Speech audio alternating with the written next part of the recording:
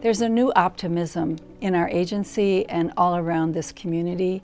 We're seeing the revitalization of neighborhoods, of our highway due to investment, and that kind of growth and expansion gives everybody hope. We've selected 8 people who really embody the theme of faith in our future. We chose this year's theme based on this moment in our own history as an agency and in what's going on right now for our community. Together, we're going to create a community that is filled with equity and inclusiveness for all people, that's much stronger than it is at this moment, so that we have a really vibrant future together. InterFaith Works organization bring communities of all faiths on one table, and we share our personal experiences and political experiences. That gives me a hope that we can bring changes in policies towards minorities at the global stage. And these are the fundamental efforts for the safety and peaceful democracies.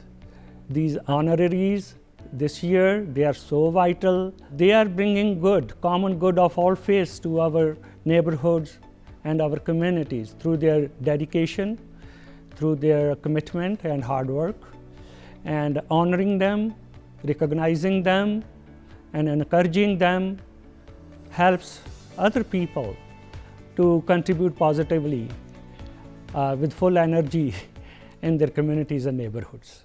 Every voice counts. Everyone matters, and everyone has something to contribute.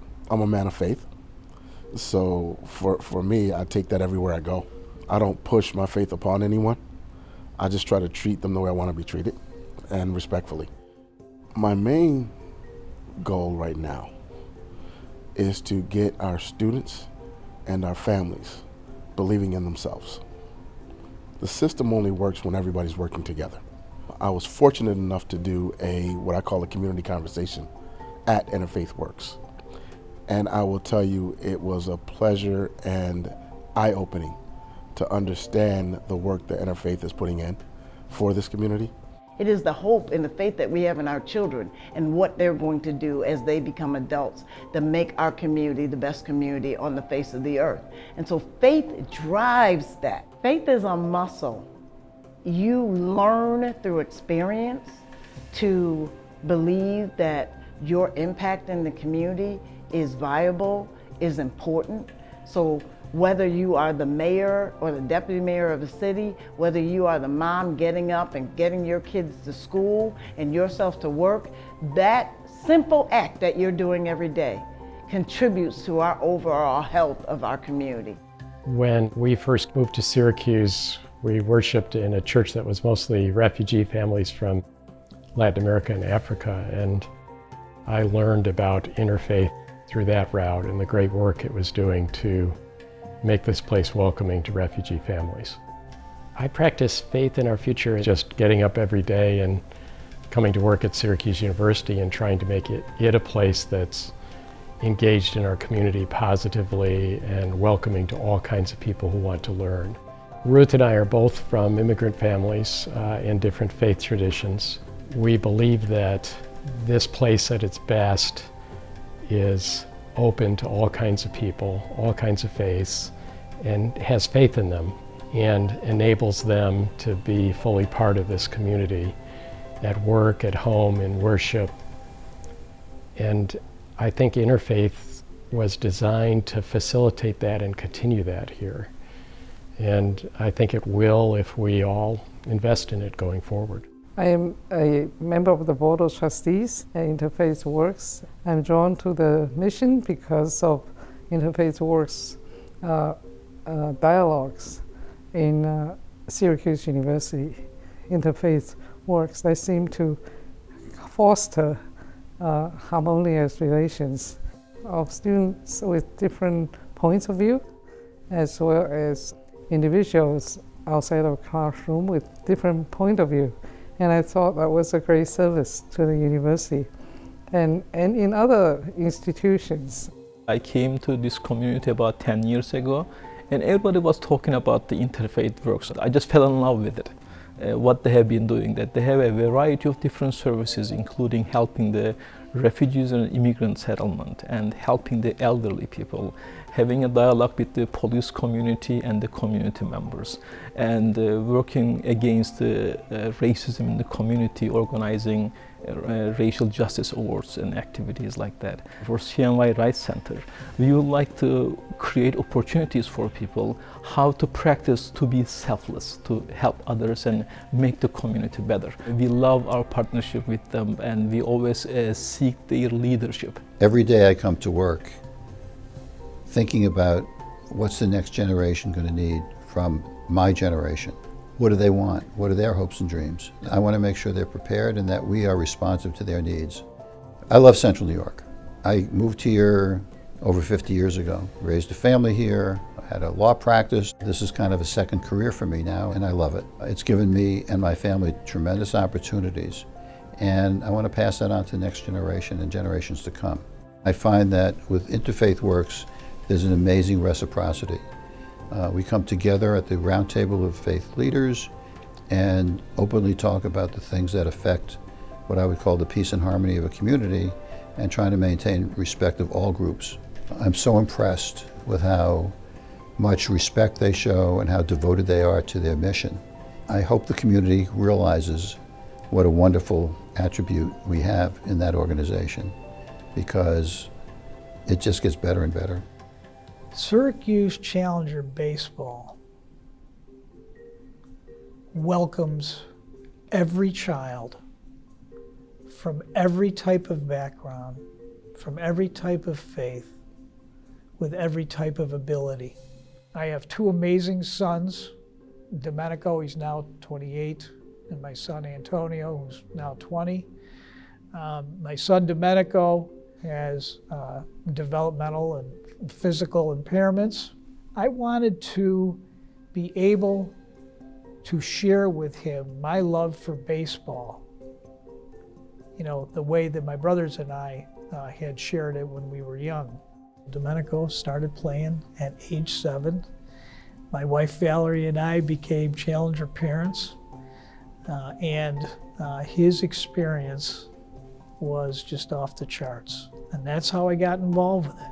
We wanted every child, no matter what their background or perceived impairment was, to have the same experience that my son had.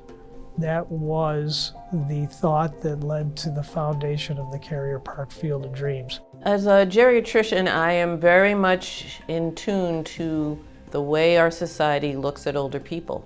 And that's actually one of the reasons why I got into geriatrics. I saw that my older patients were getting marginalized.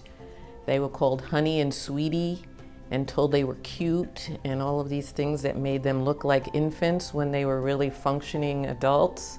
The InterFaith Works mission of looking at that individual, no matter what their background, really aligns to what we do in geriatrics. We look at that individual person. We don't base things just on their age. You have to look at their background, their history, their other health problems, what their lifestyle issues are, what their family supports are, what their relationship is with the community, and come up with the best care plan for that person. You have to have that faith that things will be okay.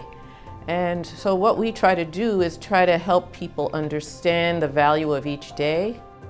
A lot of the drugs that are being used now for Alzheimer's disease were not tested at all, or very, very minimally, in people who weren't white men. I've recently, over the past few years, have been working on a project to try to change that. These are the kind of things that you have to fight for when you're taking care of people and you see that things are not equitable. The InterFaith Works Leadership Award means a lot to me. I'm definitely humbled and surprised and happy that I was recognized for the efforts for my community, because I cannot take the credit for myself, because this is a team effort, that everything we have been doing for better community was part of the whole interfaith area, and the CNY Rights Center members were making that happen. But definitely means a lot to me be a part of this special program. It's special. In education in particular, men are not prevalent in this field. Men of color, even less. So I would like to take this moment to thank those people who led before me, because I think it's extremely important that I got this opportunity because I saw leaders ahead of me taking advantage of opportunities given to them. Seeing them do it made me know I could. We are investing into the future. The names of those Syracuse Challenger baseball players may not be inscripted on the wonderful plaque that InterFaith Works may present to me, but their names are inscripted right here on my heart. And that's what drives me and my family to make a better world for them. An organization that has done so much and whose mission is dedicated to the dignity of individual, the growth of community, recognizes me as one of those individuals that they will align themselves with, that's huge. Not because of who I am, but because of who they are and what they do.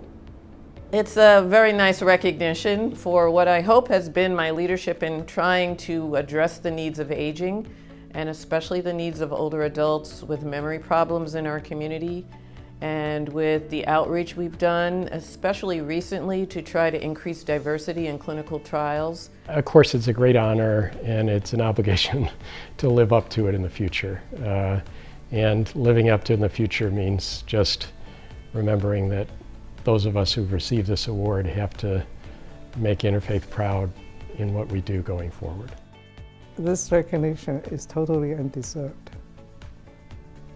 I'm being very honest. I'm just going around doing my daily work. I was flattered.